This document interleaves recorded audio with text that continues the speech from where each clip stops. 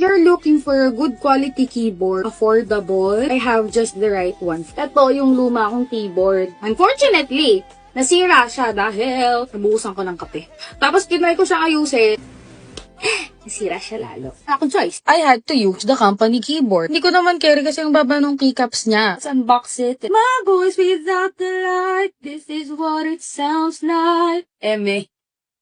GTX 350. Ay, gagbi. Hindi ganun kakapal yung wire, pero okay na. And the mouse looks good. So this is the keyboard. Yeah, I like the...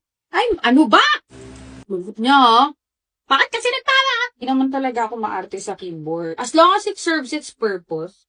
As long as hindi nahihirapan mo mahabang okay na ako doon. This is what it sounds like. Kanta ng kanta.